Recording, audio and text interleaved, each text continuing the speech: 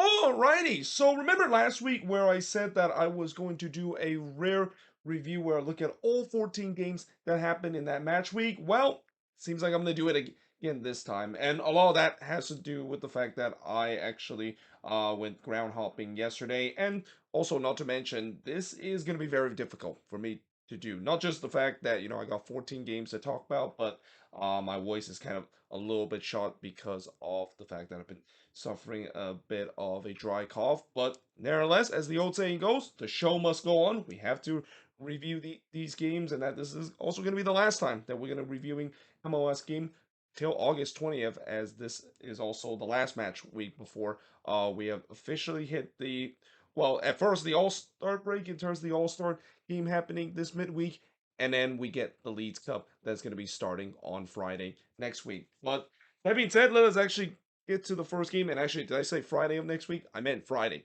of this week. That is, I forgot today is Monday now. But we start off with the first of 14 games of this review with Atlanta versus Orlando City. So this game, it's kind of hard to predict because both of these teams have been very inconsistent this season. But that being said, you kind of feel like maybe something unusual could happen in this one, and that unusual thing was Orlando City getting a win against Atlanta and doing it on the road. I think this is only the second time in this derby between both of these hated rivals that Orlando City is able to march into Atlanta and march into Mercedes-Benz Stadium and get a win out of that.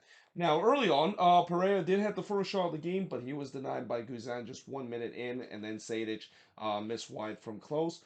Torres then puts it wide from long range. I thought it was a fast start for this good old Southeastern derby. Both of these teams was pushing for the lead, and it's actually Atlanta, the one that gets the lead in the 22nd minute, as Caleb Wiley would score here to make it 1-0 in favor of Atlanta. Originally, this shot was clear off the line, and actually it was Cho, the one that had his shot that was clear off the line, but fortunately for Atlanta, it came right into the path of Wiley, and he buries it to give Atlanta a 1-0 lead. The lead does not last long though, because 3 minutes later, Antonio Carlos would score from Pereira to tie the game up at one apiece. Angulo then puts it wide from long range before Smith puts it high from long range. So definitely Orlando City, they were getting the momentum in terms of the goal that they score on the equalizer and trying to push for the second goal. But we do have to have time with this game tied up at one apiece. Now in the second half, Guzan actually had to push away a ball that took a couple of deflections off of both an Atlanta and Orlando player. So that's definitely not easy for Brad Guzan. Not only they have to push that one away, but the fact that it came off deflection of multiple players, that is always the most difficult for a goalkeeper to deal with. But unfortunately, he could not keep out McGuire shot in the 60th minute, as McGuire would score from Pereira to make it 2-1 in favor of Orlando City. I said it before and I'll say it again. Duncan McGuire, that guy called DK that used to play for this Orlando City team? I think they might have found their hair of their DK with Duncan McGuire this season. And again, it's very similar too because both of these guys come off of the super draft, and Duncan McGuire has definitely been, I would say, the best player that have come out of the Super Draft this season.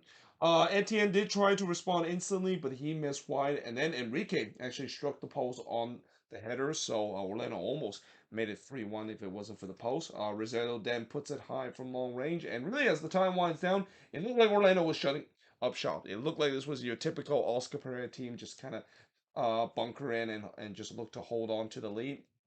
Amada would hit one right to Galese before Rosetto puts it high from long range, and then Galese absolutely robbed Amada on the free kick. You know how good Thiago Amada is on the free kick, especially from less than 30 yards out. But what a save that is from Pedro Galese to rob Amada a chance. And really, I would say that I wouldn't be surprised that one went in because again, this is the thing about Atlanta games this season. It's been kind of hectic with the way that it feels like almost every single Atlanta games this season will be featuring either a late goal that was scored by Atlanta United or scored by their opposition. And we almost had one in this one, but it wasn't meant to be as Orlando. They hold on to win 2-1 in this one. Shots in this one, 10 shots for the 17 that Atlanta has. Both teams had 4 shots on goal, 9 shots off target for the 5 that Orlando City has. One shot that was blocked for the 4 that Atlanta has, and possession-wise, 60% possession compared to 40% possession that Orlando City has. And like I said, this is a rarity because Orlando City, they have never had a good record against Atlanta United, both home and away. And as I said, I think this is only the second time they've been able to walk into Mercedes-Benz Stadium and get all 3 points out of it. But for Atlanta United, yeah, again, this is just kind of sums up this season. The inconsistency is definitely frustrating because even in that loss against New England, I thought they played relatively well, and in this one, it was anything but that. But that being said, moving on in terms of the next match is Montreal. So they desperately needed this win because things were not looking so well for Montreal in the last couple of games, especially in terms of their home form. But they got themselves a home win in this one against Charlotte. Though early on, Shvedetsky did hit it wide from close before Kalina denied Lassiter from close range. And after a start to this game, things started to kind of become tightened up. Not much chances by either team. But then in the 29th minute, Montreal take the lead. And guess who took the lead for Montreal? Yep, it's Mahana Opoku in his debut, scoring here to give Montreal a 1-0 lead. So you talk about an instant impact to your team, and I thought Mahana Opoku was really good in this game for Montreal. And not long after, it would be 2-0 in favor of Montreal, as Chinoso Ofor would score from Waterman to make it 2-0 in favor of Montreal. And really, that just came off of a Route 1 ball. I mean, it was a Route 1 ball that Joel Waterman set up, and there was just optional defending from Charlotte. We talked about this season where Charlotte has been very poor in terms of their defense, and it happened again in this one. Like, you simply cannot allow a simple Route 1 ball like that easily sets up a great opportunity for the opposition to score. And yeah, because of that, Charlotte find themselves 2-0 down. Lassiter did try to make it free, but he puts that one high, and we do head to halftime with this game with Montreal leading 2-0. Now in the second half, not much happened in the second half either. In fact, there was no shots for the first 20 minutes of the second half. We have to move forward to the 67th minute where we saw Anthony Vicen hits one right to Kalina, and then Duke was also wide open in the back post, but he hits it and goes wide. Yeah, that's one that Bryce Duke would want to have back. But there was no doubt that Montreal, well, I wouldn't say they were looking to kill this game off because they still were sitting comfortable with a 2-0 lead. Well, actually, I will say that, as the old saying goes, a 2-0 lead is always the most dangerous lead in soccer, but Montreal was trying to make it number three. Kalina then denied Brogiards in the near post before Mijevic would hit it high from close range. Yeah, in the end, it was relatively comfortable for Montreal. They get a big 2-0 win against Charlotte. 14 shots compared to 6 that Charlotte has. No shots on goal compared to 6 that Montreal has. 6 shots off target compared to 2 that Charlotte has. 4 shots that was blocked compared to 6 that Montreal has. And possession-wise, 46% possession compared to the 54% possession that Charlotte has in this game. And like I said, great win for Montreal that desperately needed. While for Charlotte, a team that desperately needed a win, they don't get it. It's another disappointing performance as they continue to slip down in the Eastern Conference standings. That being said, moving on in terms of the next match. So New England against DC. So this was a game where, again for DC, this has been the story of this season where there's been times where they have looked good at time and able to get some big win against good opposition. And then there's times where this happened, where they got absolutely slaughtered in this game by the New England Revolution, and this easily probably one of the best game we've seen the Revs have played this season at home. Though the first 20 minutes was not so. I mean, there was nothing that happened in the first 20 minutes. Again, this week we saw another week where there's a lot of slow start in some of these games, and again, this may be due to the fact that a lot of these players they're pretty much on their last leg in terms of playing so many games. I mean, with the way that so many teams have played so many games in a short amount of period, the quality has really started to drop off, especially in the beginning part of the game. But the shots were only 3-0 for DC or actually the shots were 3-0 for DC through 20 minutes. None of them really troubled the nothing really trouble Petrovic whatsoever. Bo did hit the first shot for the Revs in the 24th minute, but puts it high from long range. And then on the other end, O'Brien would hit one right to Petrovic from long range. But then in the 45th minute, New England takes the lead. It's Gustavo Bo. He scored from heel to make it 1-0 in favor of the Revs. And not long after, they would make it 2-0. And there was actually a lot of stoppage time in the first half of this one. And it's actually Ian Harkes, former DC United player. He scored here from Bobby Wood to make it 2-0 in favor of New England.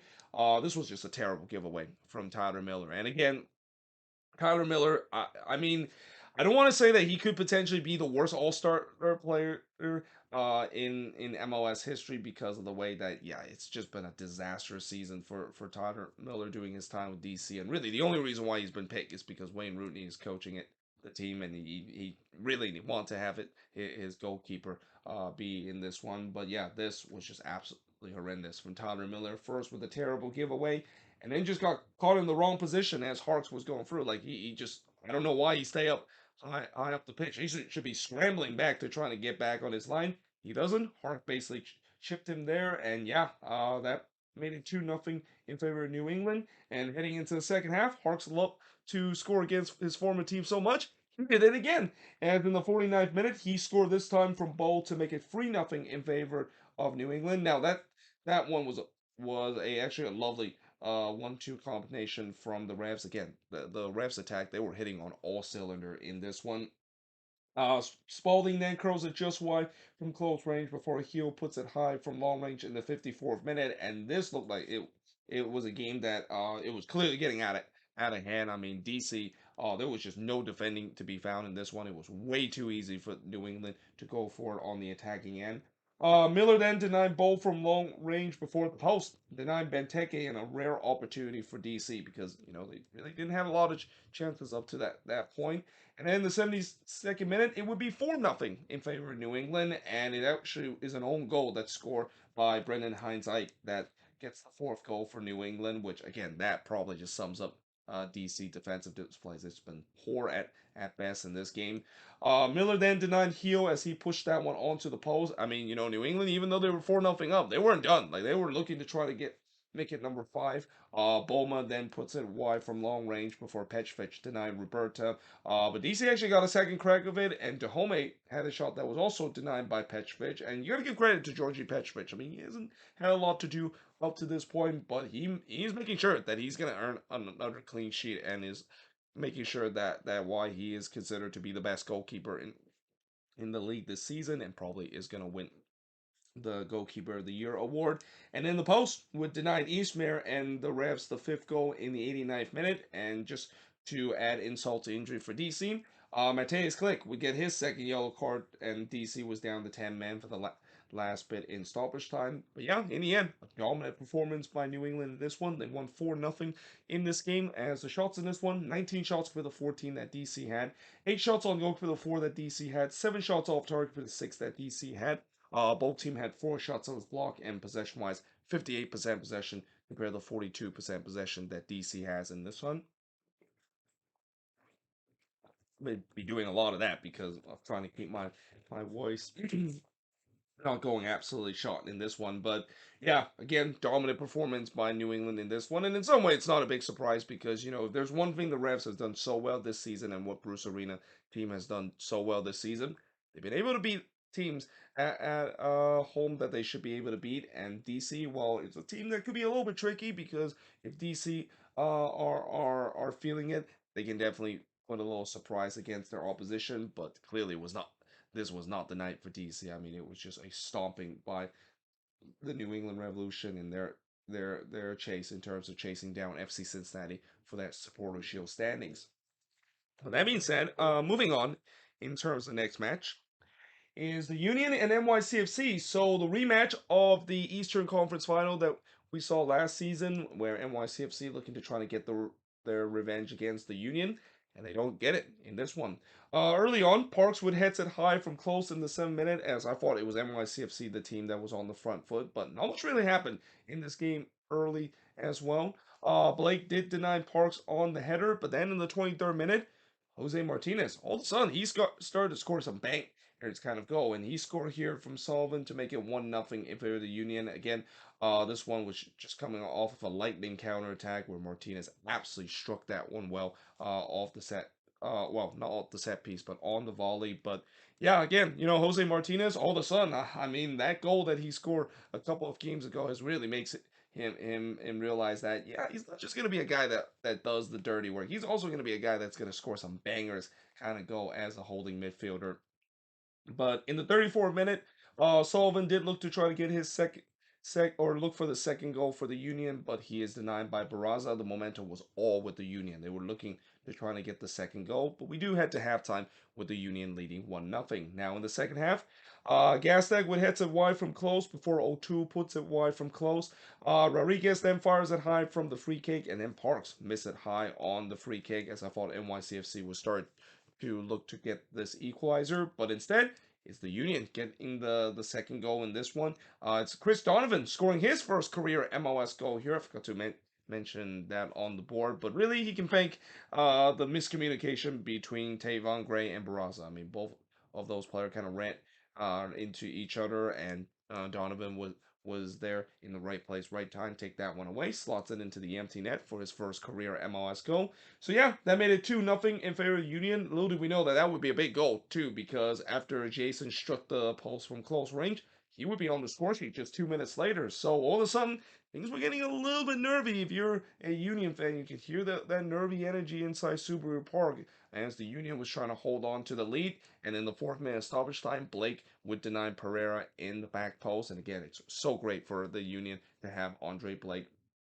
back into this game. I mean, but besides that bat, well, actually, yeah, it's so good the fact that they had him back in in that because yeah, if Joe Bennett was still in this game, maybe there probably could have been a couple of more goals that's been giving up. But this is why Andre Blake is considered to be being one of the best goalkeeper in this league. And I mean, if it wasn't for Petrovic just putting a career season, I mean, I think he could be locked in of winning another goalkeeper of the year. But yeah, in the end, the Union win 2-1 in this one. The shots in this one, not a lot of shots. Only 5 shots for the Union compared to the 11 that NYCFC had. Both teams had 3 shots on goal, 6 shots off target for the one that the Union has, 2 shots that was blocked for the one that the Union has, and possession-wise, 56% possession compared to 44% possession that the Union has in this one. And, for NYCFC, it wasn't a bad road game for them. They just didn't capitalize on their opportunity, and this is where they desperately hope that they can have a number nine that is coming in. And the good news is they are going to get a number nine soon. I mean, they just recently signed one, though he's probably not going to be ready before this team is going to well, this team along with every single team is going to restart their season on August 20th. That being said, I am now going to switch boards and look at the next 4 games as part of this mega review that I'm doing for the final match week before we head into a bit of a month-long break for Leeds Cup.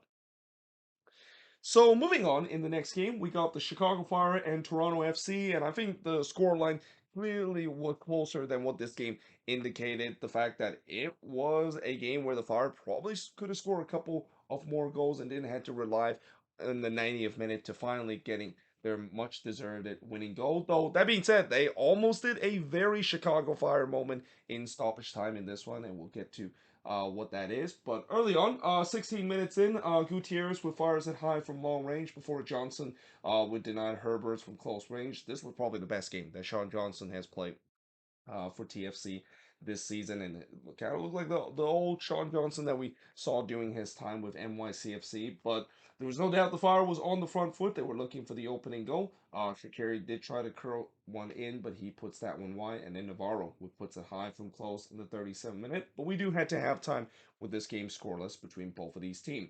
In the second half, Johnson would deny Shaqiri, who try to scissor kick that one in. So that would have been a goal of the week material if that one went in. Kamara then hits it right to Johnson, and you probably know that Shakiri probably took it a little personally, the fact that he didn't win the goal of the week in the last match day. But the Fire again, they were on the front foot. They were looking to try to get the opening goal. Kamara would puts it wide from close range before he was denied by Johnson in the 67th minute. And again, it's been all Fire, but can they solve Sean Johnson, who's clearly on his game and also be clinical in terms of their finishing, which was also missing in this game.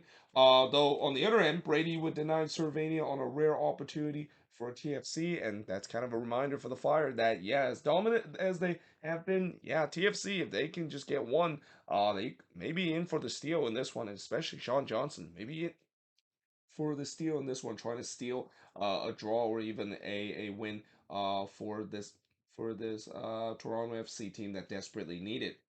Torres then fires it high from close range before Franklin would puts it high from close. As that was another rare opportunity for TFC. But then in the 90th minute, Fire finally broke through, and it's Kasper Schmeichel scoring for Navarro to make it 1-0 in favor of the Fire. Again, just a reminder that Kasper Schmeichel still is part of the Chicago Fire. I mean, I know it's been a rough season for him. He's been having problems in terms of breaking into this team, but this will definitely help his confidence. I mean, just came in as a sub for Frank Kopas a couple of minutes ago, and he repaid his manager in every bit of scoring the winning goal in this one. But like what I said earlier, the Chicago Fire almost did a very Chicago Fire-esque moment because in the third minute of stoppage time, Brady and Turan literally collide to each other. Yeah, there was some miscommunication there between the defender and goalkeeper, which we kind of happened a couple of times this week. And Osorio was looking to trying to capitalize it, trying to put it into the empty net,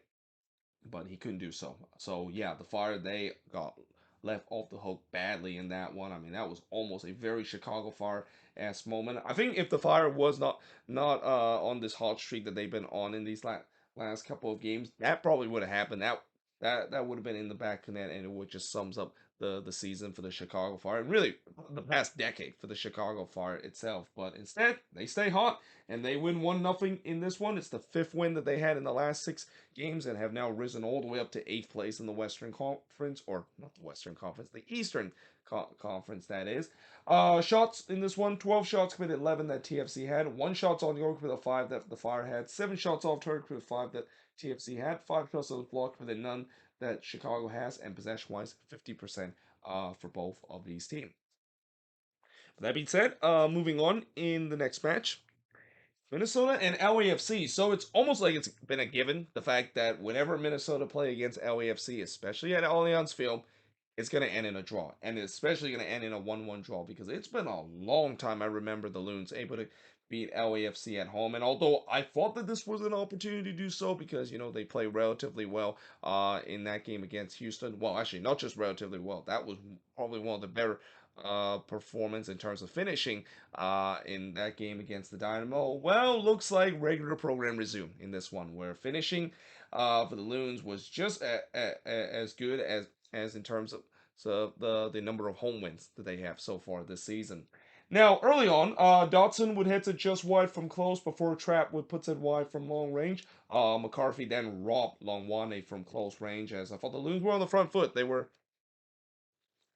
trying to press for the early lead. Though on the other end, Vela did have the first shot for LAFC, but he puts that one wide. But then in the 21st minute, he would score here to make it 1-0 in favor of LAFC. It just feels like Vela loved to score against Minnesota. I mean, I feel like the last couple of Minnesota versus LAFC game, Vela has always been on the score sheet. Though that lead quickly diminish, and that's also kind of been the case because it feels like every time the Loons find themselves 1-0 down, they found a quick way to respond. And here it wastes no time to respond as just 3 minutes after LAFC takes the lead, they ties the game up with Reynoso getting on the score sheet here from Arriaga to tie the game up at one apiece. That was probably the best team goal I've seen Minnesota score in a very long time. Like the build up was absolutely sensational. The same goes for the final third ball where Arriaga lift that one in and Reynoso. We know he's a guy that is a magician in terms of setting his teammate up, but I didn't know he was also a guy that can show his clinical finishing too, and he definitely does that with the way that he brought that one down beautifully and slots it home into the back of the net. And yeah, the game was tied up at one apiece. Though there was a question whether or not if there was a penalty for LAFC after they they checked to see whether or not if Longwane did foul Palacio in the box, which the answer is no. And I think that's the right call. I mean, it was pretty clear that Longwane foul Palacio outside the box there. But yeah, so there's no penalty. It's just a free kick. DiBalsi then heads it wide from close in the 30th minute, and then Dane Sinclair denying Bawanga from close range. Reynoso then delivered another dangerous ball in the box that was palmed away, or actually headed away by Palacio on the line, as both of these teams were definitely pushing to trying to, well, not get the opener, but actually getting the second goal and get the lead back.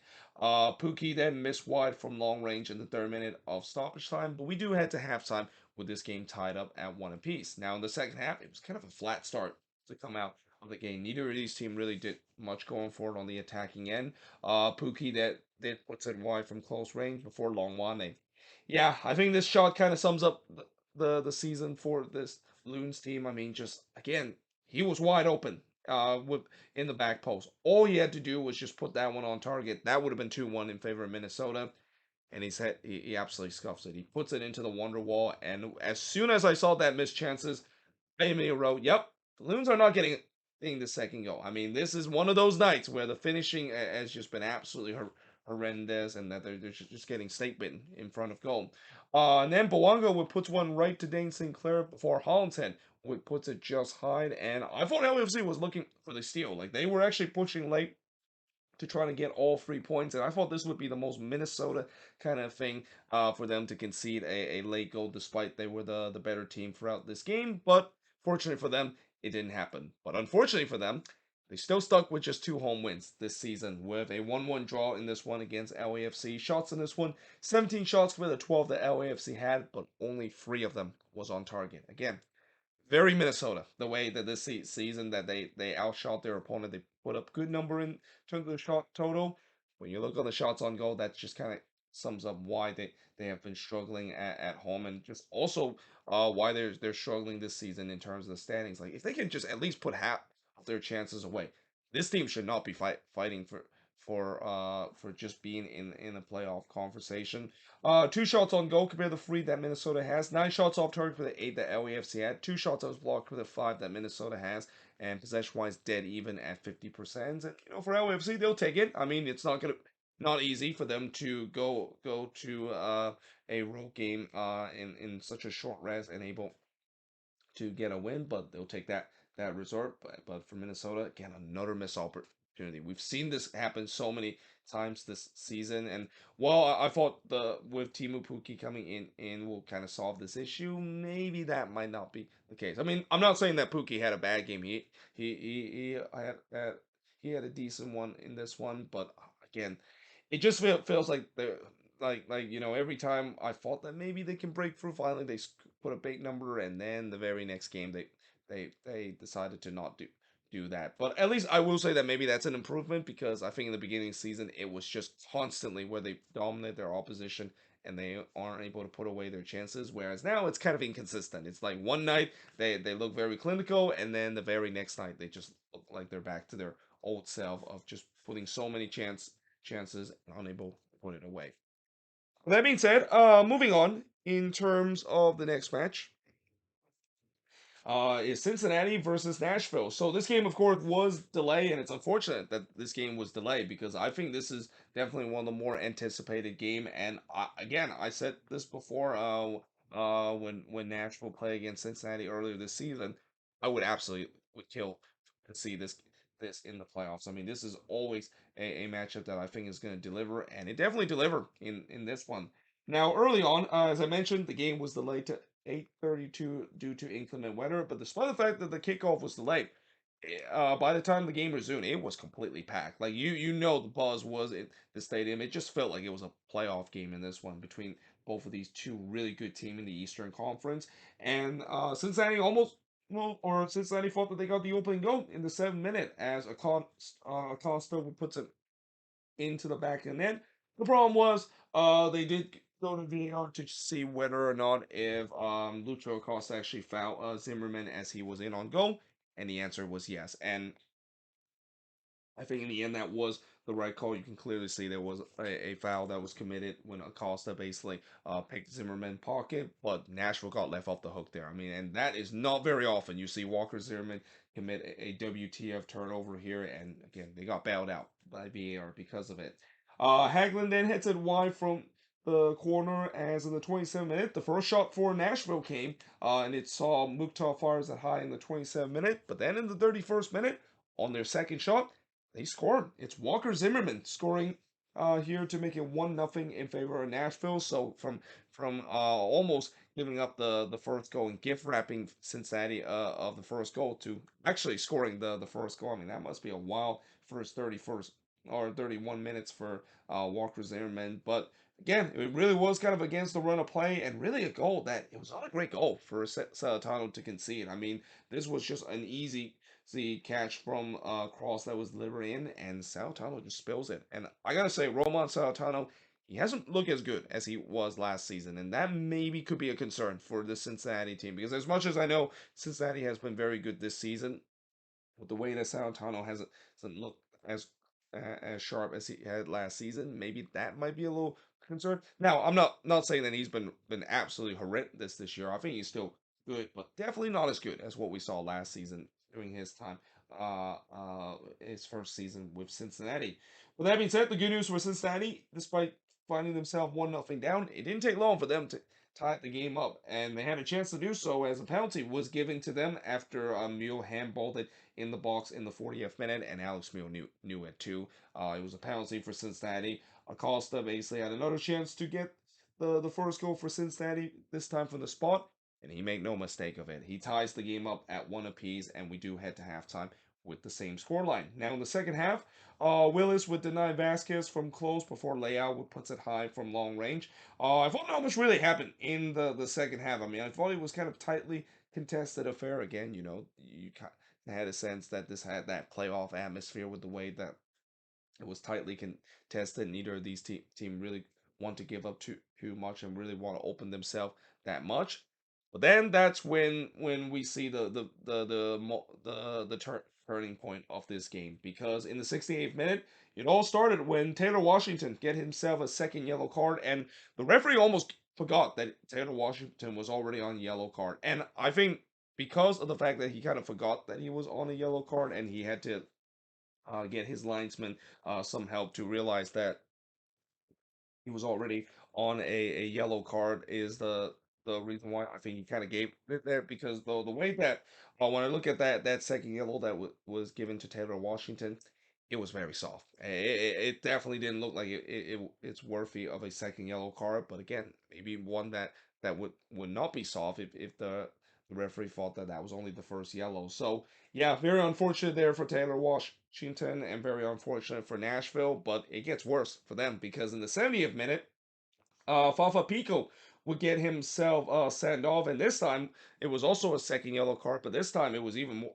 It's one that is wellly deserved, because yeah, just a nearly shove there on Arias. I just have no idea what was Fafa Pico thinking about. Thinking that, I mean, you're on a yellow card. There was no reason to try to shove Arias there. Just kind of a moment of madness there for Fafa Pico. And yeah, Nashville was down to 9 men up to that point. And Arias, of course, the one that got shoved by Fafa Pico, he definitely took it personally, because just a couple of minutes later, he would get on the score sheet from Acosta to make it 3-1 in favor, or 2-1 at that point, in favor of Cincinnati. And it was just a complete meltdown for Nashville in these last 5 minutes. I mean, the last 5 minutes, they saw two player getting sent off, and now finding themselves 2-1 down. And then Willis denying Bopenza from long range, as he was trying to make an instant impact here, coming off the bench and making his first making his debut for FC Cincinnati. But then in the second minute of stoppage time, we have more drama, because originally it was a penalty that was given to Nashville, and it looks like Nashville was going to do the impossible against all odds, trying to tied the game up despite only having 9 men, but VAR disagreed with them, as this time it's deemed that Zimmerman went down on the ground too easily. So yeah, for Walker Zimmerman, in terms of VAR given, VAR taken this game. He was the benefit of one of the call, and now this time he of course had his call, had a VAR call go against him. And I don't think there's much complaint about that, because you can clearly see Zimmerman kind of embellish there. I even wrote he went down the ground too easily, and I won't be surprised he's gonna get a letter from Disco on Wednesday, and even in the All-Star game, that he might get fined for embellish, and because of it, because like, as I said, the league has been taken very seriously in terms of fining players for going down on the ground and embellish uh, uh, way too easily. But that being said, in the 8th minute of stoppage time, Bupenza would score his first career MLS goal from Vasquez to make it 3-1 in favor of FC Cincinnati. And if this is just the beginning of Bupenza potentially be as just a lethal goal scorer as what we saw Brenner with the Cincinnati team, that is great news for the Cincinnati team. As in the end, they win 3-1 in this one. Shots in this one, 16 shots compared to just 6 that Nashville has. One shot on goal for the 7 that Cincinnati has. Three shots off target for the four that Nashville had, six shots that was blocked for the one that Nashville has, and possession-wise, 56% possession compared to the 44% possession that Nashville has in this one. So yeah, again, a very entertaining game, a game that lived up to its expectation. But again, just for Nashville, that 5 minutes between the 68th and 73rd minute, just that complete meltdown that they had, was the difference in this one. And now, when we see next time, I think they play against each other, which I think should. I don't think they play against each other uh anymore for the rest of the season. I can't wait until we see a playoff matchup between both of these teams because we know that both of these teams are teams that hated each other even going back to the USL days.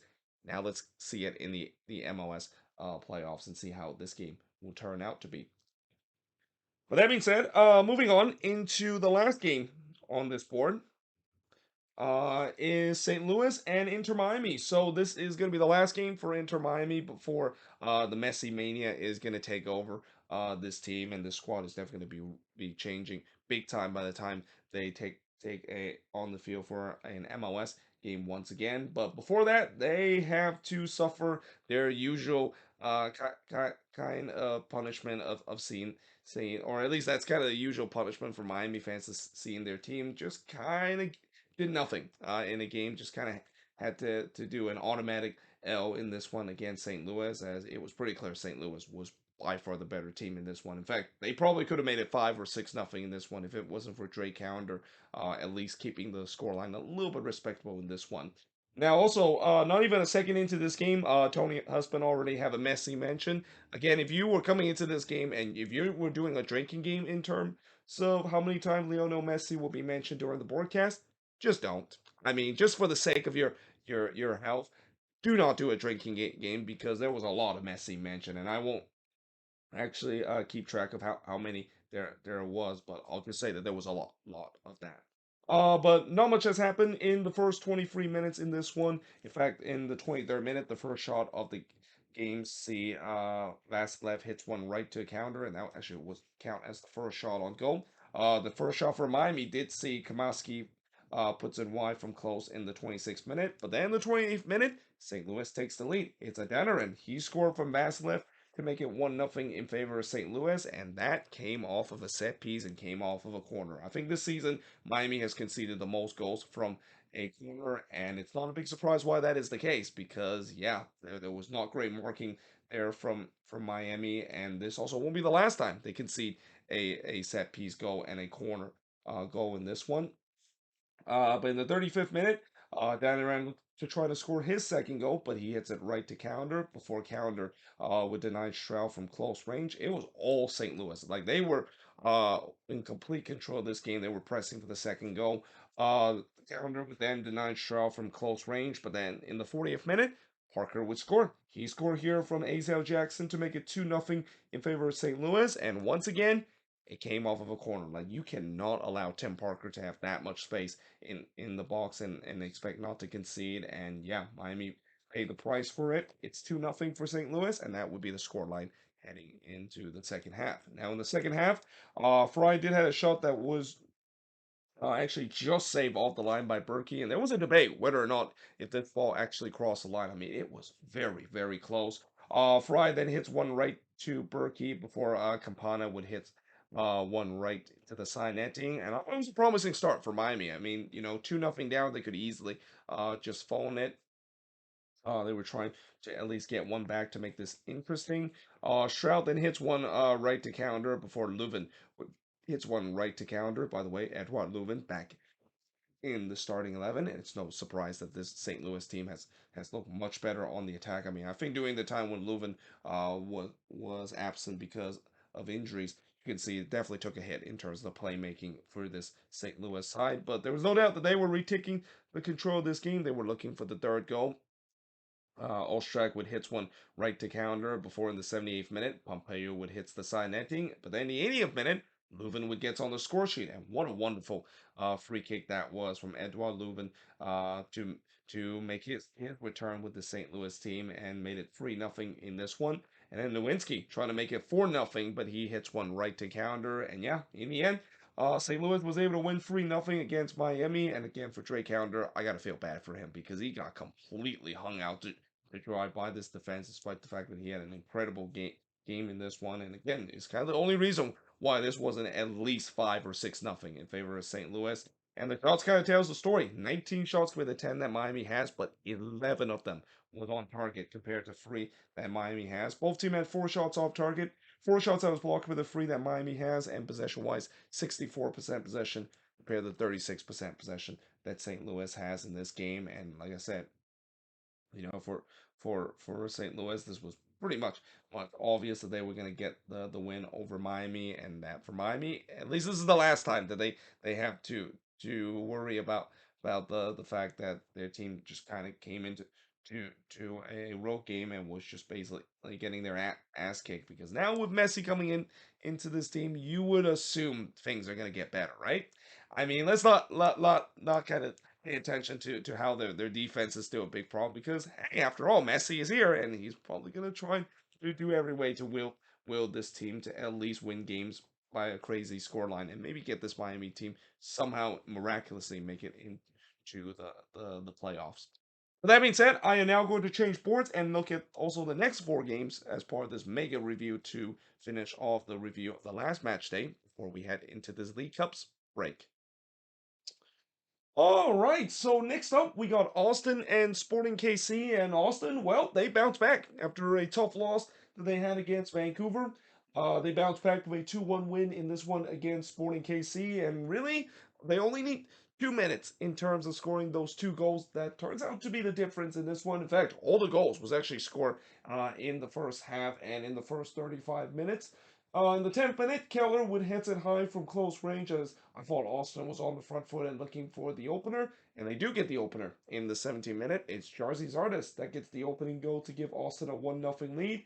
And then, not long after, it be 2-0 in favor of Austin as Ethan Finley would put it to make it 2-0. Although I feel like that one, McIntosh probably could have done better. I mean, it wasn't really hit with a lot of pace there, but nevertheless, that one just needs past McIntosh and give Austin a 2-0 lead. Though Eric Tommy did look to respond, he fires it wide from long range. And then in the 33rd minute, Rosario gets one back for Sporting KC. He scores from Showery to make it 2-1 in this one. And I thought the momentum would start to be in favor of Sporting KC and in favor of the visitor. They were trying to press to get that second goal, but we do head to halftime with Austin leading 2-1. Now, in the second half, McIntosh would deny Gallagher from close range as I thought Austin was on the front foot, but there was not really a lot of chances that were created as the game kind of become very stop and go, which I thought that favorites the team that was winning, that is Austin. McIntosh would then deny Redis after just a terrible giveaway from Sportings, and then Kinda would hit one right to Stewart. And really, as the time winds down, Sporting KC, they try their best to push for the equalizer while Austin was kind of holding on to this 2-1 advantage. Polito would then hit one straight to Stewart in the 4th minute of stoppage time, but in the end, it would be Austin holding on to win 2-1 in this one against Sporting KC. And the shots in this one, 10 shots compared to 8 that Sporting KC had. 6 shots on goal compared to 3 that Sporting KC had. 2 shots that was off target compared to 1 that Austin has. Both teams had 3 shots that was blocked. And possession-wise, 51% possession compared to 49% possession that Austin has in this one. And like I said, for Austin, good back win in this one. But for Sporting KC, just as you thought last week, maybe they have turned a corner. Well, actually, the last game they have turned a corner. They're back on the losing end. It feels like it's now the inconsistent form that has kind of become a problem for the Sporting KC side lately. And actually, before I go to the next game, let me drink some water. As you can tell, my voice is just really cracking right now. It's actually got a lot worse as the video goes along, so that's why I can't wait until when we get to finish this video. But moving on, in the next game, we got Colorado against the Houston Dynamo, and for the second consecutive game, the Colorado Rapids is involved in a 0-0 draw, and one that is not going to inspire a lot of fans to talk about, but for the sake of this review, we have to talk about this game. Early on, Calvin Harris, not the DJ that is, he puts it wide from close range before Rosenberry puts it high from long range. As I thought Colorado was on the front foot and they were pressing for the early lead. In fact, they actually had most of the possession. The possession was 73 to 27 for the first 13 minutes in favor of the Rapids. Galvan would hit it right to Clark before Gutman would puts it over the bar.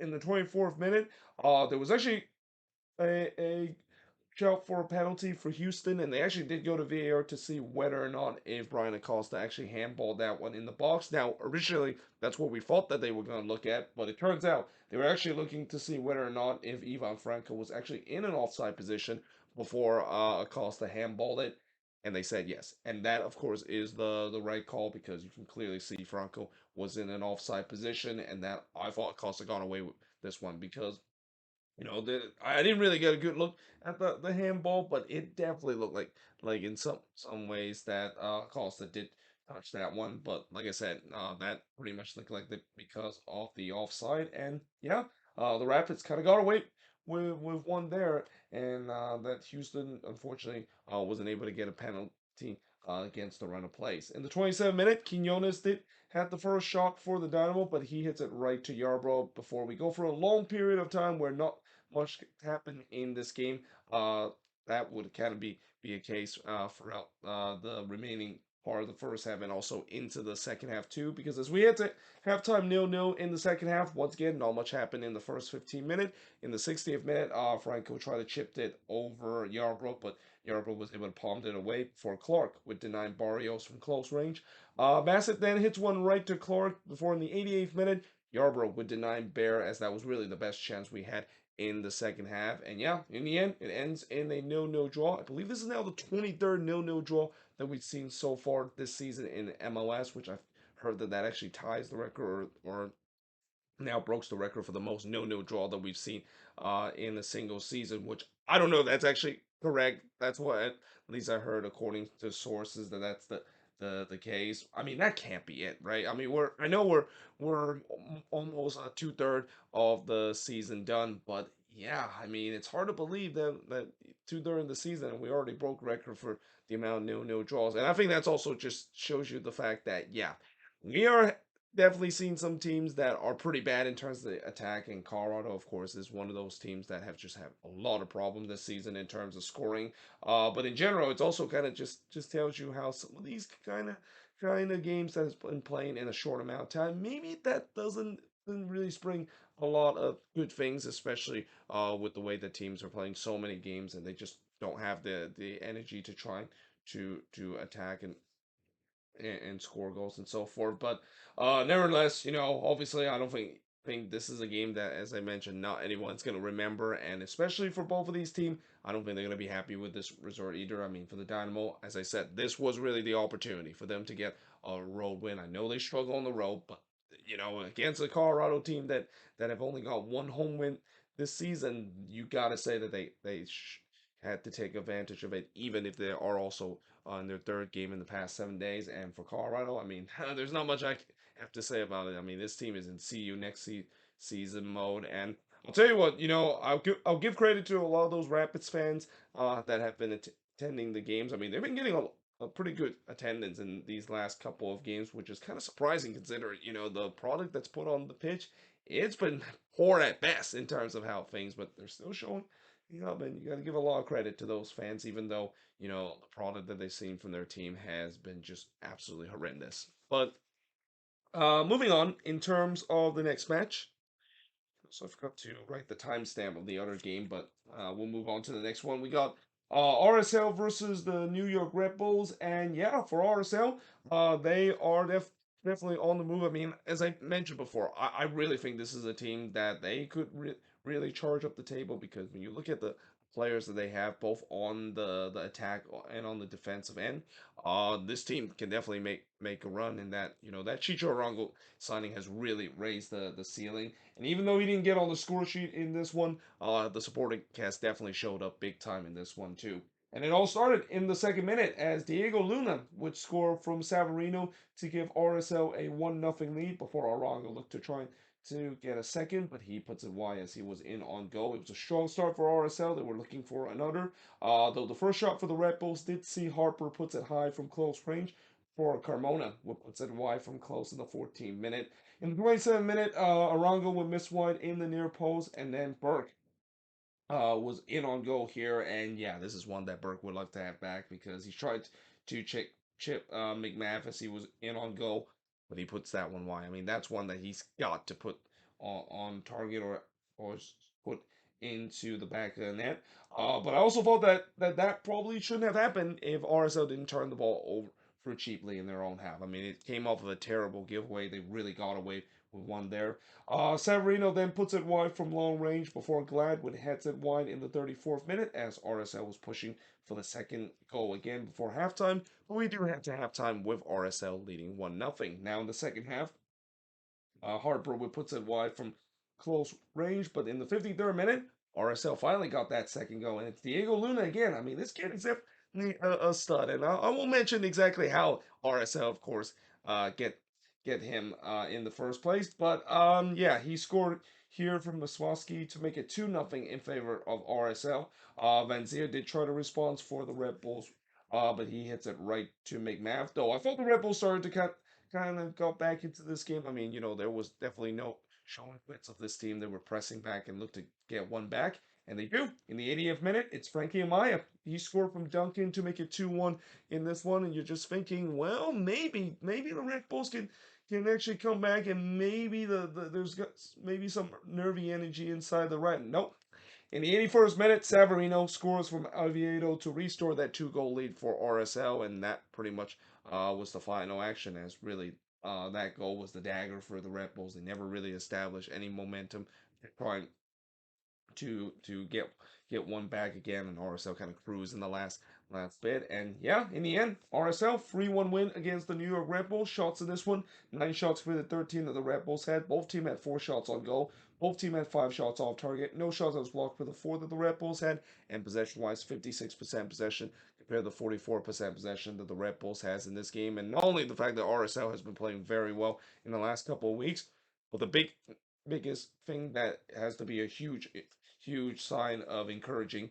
The home form has definitely gotten a lot better. That's back-to-back wins that they had at Riot, and this is a team that, as I mentioned, as much as they're kind of the role warriors of MLS and have won the most road games, the reason why this team hasn't been near the top part of the standings is because they've been having problem in terms of winning home games at the Riot. But now they're starting to rack those up, and if they can do that and continue to be good on the road, watch out. RSL, they can definitely get up in the standings. I mean, they're still far away in terms of the likes of St. Louis and LAFC, but they can definitely rise up in the standings. Consider there are also some teams that below them that is kind of struggling in terms of their form. So yeah, this is definitely a team that I think people should keep an eye on as we head into the last third of the season once the season kick off again in August. But moving on in the next match, we got the Portland Timbers against Columbus, and do the Timbers need this one back badly? I mean, this one was a game where I'll tell you what, this was a one where they kind of made it hard for themselves. They went up 2-0, looked like things were going to go well, and then Columbus kind of snatched the momentum back, and it looked like it was going to be meltdown again for this Timbers team. But thankfully, they were able to retake the lead, and a certain person finally showed up in this game to score a huge goal for the Portland Timbers. But in the first half, Russell Rowe would puts it wide from long range before Espria would hit one right to Bingham. But in the 28th minute, Garner Smear, he scored here from Zuperich to make it 1-0 in favor of the Timbers. Espria loved to score so much in this game that he scored again in the 30th minute, as this time he scored from Bowley to make it 2-0 in favor of the Timbers. And it's got to be encouraging if you're a Timbers fans that you saw someone scoring besides the name Frank Bowley, because Frank Bowley has been really the only goal scorer for this Timbers team. And that it's also great to see that Darren Espria, he's been kind of cursed in terms of his scoring these last couple of months, but he definitely found his stride in this game. And yeah, that of course gave the Timbers a 2-0 lead. Not to mention that second goal came over the typical Timbers lightning transition play, which is something that has just not worked out for this Timbers team in the last couple of games. But it's got it. gotta be good to for Timbers fans to see that for once they look like the old Timbers team, a team that can be lethal whenever they go on the transitional break. Ramirez did look to respond for Columbus, but his header missed wide before Amundsen would puts it wide from close range. But then in the second minute of stoppage time, Columbus get one back. It's Lucas Arias scoring from Russell Rowe to make it 2-1 in this one, and that would be the scoreline heading into the second half. In the second half, Russell Rowe would hits one right to Bingham before Ramirez had a shot that was actually clear off the line, and there was no doubt that Columbus were the better team heading into the second half, and they're starting to give the Timbers a little taste of their own medicine in terms of being quick on the transition. I mean, there was a couple of times where the Timbers kind of got caught out on the transitional play. Zarian would puts it high from the free kick before Evander on the other end puts it wide from long range. But then the 65th minute, Columbus get that second goal, and who else but Lucas Arian? I mean, he was definitely on in this game in terms of scoring some bang kind of goal, and he scored another one here for Maria to tie the game up at two apiece. And then Bingham denying Russell Rowe from close range, and all the momentum was with Columbus right now. And you just get a sense that if you're a Timbers fan, this is nearing a complete meltdown. This is very similar to what we've seen in terms of you know when a bad team is going through a bad run of form, even when there's a positive moment, you know things are gonna go. Yeah, as soon as things go south, it can go south very quickly, and it feels like it's kind of the case. Like you just had a sense that Columbus was eventually gonna get this third goal, and this would just be a complete meltdown by this Timbers team, finding themselves 2-0 up at one point to potentially trailing at 3-2. Though Chara did heads it onto the post from close range before McGraw would heads it wide from the corner. And I gotta say, despite the fact that I wrote that it was almost a complete meltdown, it almost like they kind of read that and they started to wake up again because in the 80th minute they retake the lead. And guess who? It's Sebastian Blanco. Yes, he still it is with the Portland Timbers. I mean, he hasn't been getting a lot of minutes this season. He came off the bench and he made a huge impact here, and that gives the Timbers a 3-2 lead. Chara did try to get some insurance for the Timbers, but he puts it said high as he was trying to put this one away. But in the end, Timbers they hold on for a much needed 3-2 win against the Columbus Crew. I think this snapped like a 6-game winless run that they had during this stretch where they only have won one game in the last 10. But the shots in this one, 12 shots for the 17 that Columbus had. Both team had 5 shots on goal, 5 shots off target for the 7 that Columbus had, 5 shots that was blocked for the 2 that the Timbers had, and possession wise, 62% possession compared to 38% possession that the Timbers has in this game. And like I said, a much needed win for the Timbers. For Columbus, yeah, it seems like this is kind of like last season again, where we talked about before. Last season, in the final 15 minutes, this team was probably one of the weakest team in the league, if not the weakest team in the league, conceding late goals and so forth. And well, it hasn't been happening at a regular occurrence, and what we've seen with Caleb Porter in the latter part of the second half of the season, it's still happening. I think at some occurrence under Wilfred Nancy. And the other thing that's got to be frustrating if you're a Crew fan is that the roll form again continue to be poor this season. It's hard to believe how this team has played so well at home this season, and Wilfred Nancy seems to be pushing all the right buttons when they're playing at home. They just have no answer when it comes to their road form. And this is even when Wilfred Nancy, who is a guy that last year under Montreal, he actually got Montreal to 11 wins, which was the most road wins that any MLS away team has had. So again, it just feels weird the fact that this team just I don't know why they can't figure it out on the road, and this definitely was a very winnable road game, especially against a struggling Timber side. With that being said, I am now going to switch boards, and now I'm going to look at the last 4 games to finish off this mega review of this match week before we head to a 1 month long break for the Leeds Cup tournament.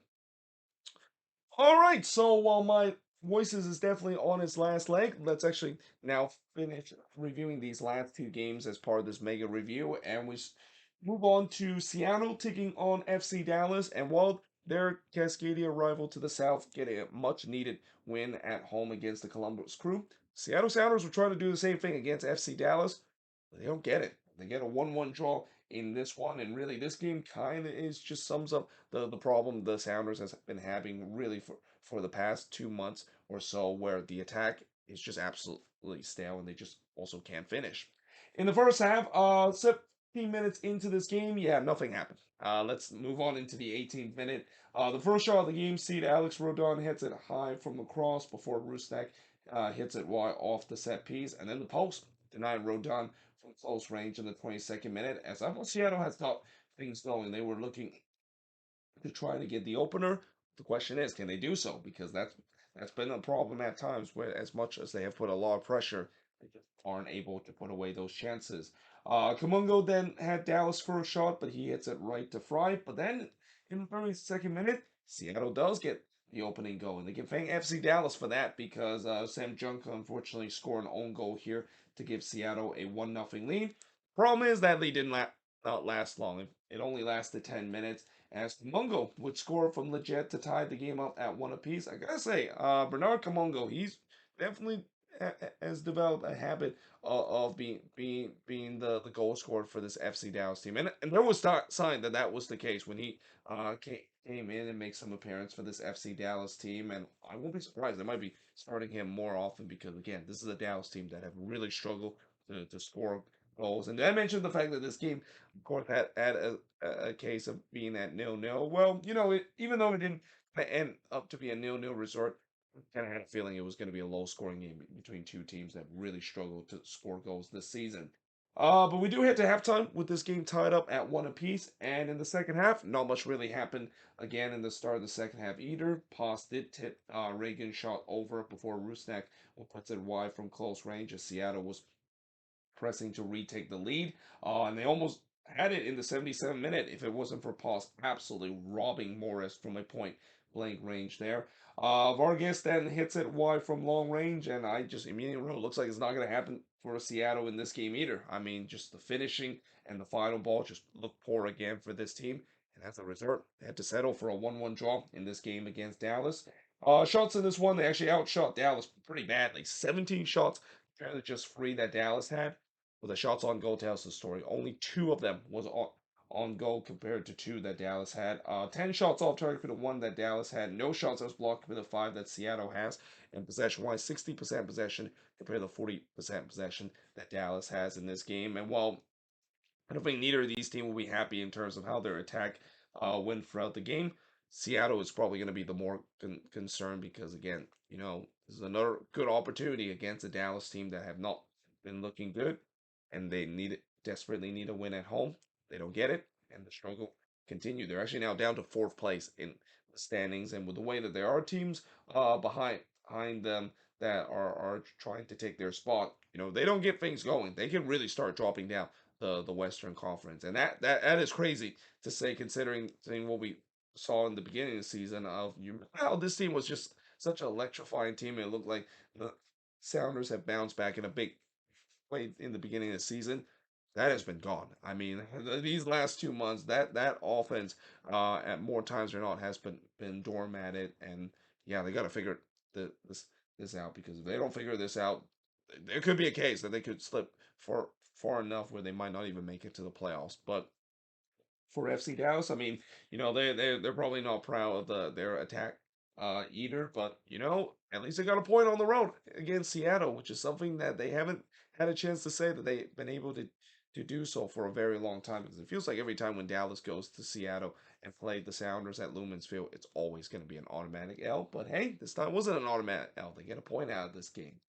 But moving on into the final game on this board, and really the final game of this mega review. And the old saying, it's always great to talk about a game and save the best for the last.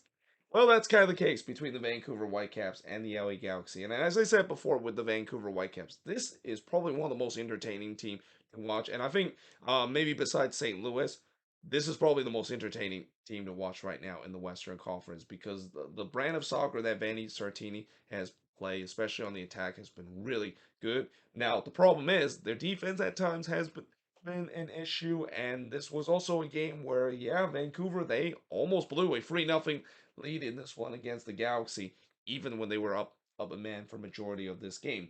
So that being said, 2 minutes into this game, Vancouver gets the opening goal as Brian White would score from Raposo to give the Whitecaps a 1-0 lead. And the reason why Vancouver is also an entertaining team to watch is because they score early. Like literally, if you want to watch a Vancouver Whitecaps team, and if you're a Whitecaps fan, you cannot arrive at BC Place late because they're gonna score early, more offense or not. That's actually the fourth time this season the Whitecaps have scored inside 2 minutes, and also the second straight times that they've scored inside 2 minutes. They scored 20 seconds in the last game, and just like that, it was 1-0 in favor of Vancouver.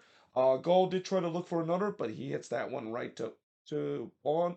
But in the 10th minute, he was on target. He scored here to make it 2-0 in favor of Vancouver, and then the post actually deny him of a second goal before the post would deny Shoop again in the 13th minute, and it was just all Whitecaps in the first 15 minutes. I mean, I thought this could get ugly for the Galaxy.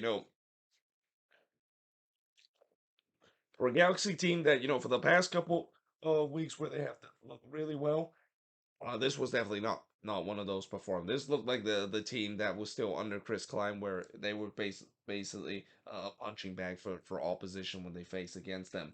And in the 20th minute, things gets worse for the Galaxy because a penalty was given to Vancouver after VAR deemed that Mavinga brought down White in the box there. Now Mavinga actually was given a straight red, and I think they actually go to VAR to see whether or not indeed that was actually just a yellow card, which is kind of weird because Mavinga was already on a yellow card, so it kind of didn't make any difference if you give him a straight red compared to a second yellow. And again, I've said this before. I don't know why they need to, of course, go to VAR again when the consequences is the same thing, and the consequences in terms of getting a red card or a straight red and a second yellow is still a 1 game suspension. I mean, this is not like the Premier League where the difference is, I think a second yellow card is only a 1 game suspension.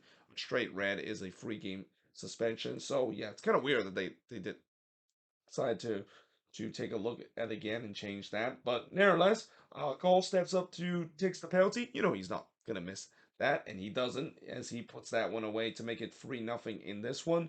Puig did try to look for a response for the Galaxy, but he hits it right to Takoka for Bond denying Gall and a first half hat trick. I mean, Ryan Gall was definitely was having the best game of the season in this one. Vite then puts it high from long range. I mean, it was just optional defending from the Galaxy. Like the way that they defended this one, it just felt like they clearly didn't show up and didn't even bother to play this game and already was thinking about the League Cup rather than finishing this last game before the League Cup break. But we do head to halftime with the Whitecaps completely controlling this one. 3-0 is the scoreline. And in the second half, Puig did hit one right to Takioka. I thought the Galaxy did start the second half the better side, but how much is that due to the fact that the Whitecaps really put their foot off the gas? And that kind of had a bit of a consequences because in the 60th minute, Brookman would score from Puig to get one back for the Galaxy, and then 14 minutes later, Delgado would score from Judd to make it 3-2 in this game, and all of a sudden, this is a game again, and I mean, well, the Whitecaps got to wake up because not only this has been a very casual display from them where they just took the foot off the gas way too much, but now all of a sudden the Galaxy has the momentum, and it seemed like they read that message because they started to get things going again, trying to search for that fourth goal. And they probably would have got it in the second minute of stoppage time if it wasn't for Bond denying, or actually, what I wrote, but McCarthy there. I meant White there in the second minute of stoppage time, but it goes right to Ahmed. And Ahmed actually had an empty net to shoot, but that one somehow was clear off the line there. I mean, it was madness what we saw in that sequence of play. But thankfully for the Whitecaps, they did eventually put this game out of reach as Cordova would score in the fourth minute stoppage time to make it 4-2 in favor of the Whitecaps. I mean, Sergio Cordova, you know how he was a guy that before the last game he was having a lot of problems in terms of scoring. It feels like he was snake bitten. That's what a goal does to a number nine. It gives the call to a number nine to finally broke through and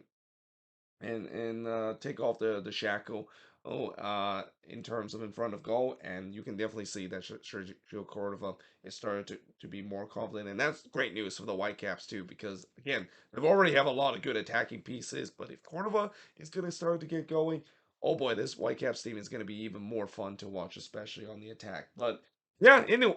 And the Whitecaps win 4-2 in this one. Shots in this one, 17 shots compared to 12 that the Galaxy had. 6 shots on goal compared to 9 that the Whitecaps had. 7 shots off target compared to 2 that the Galaxy had. 4 shots that was blocked compared to 1 that the Whitecaps had.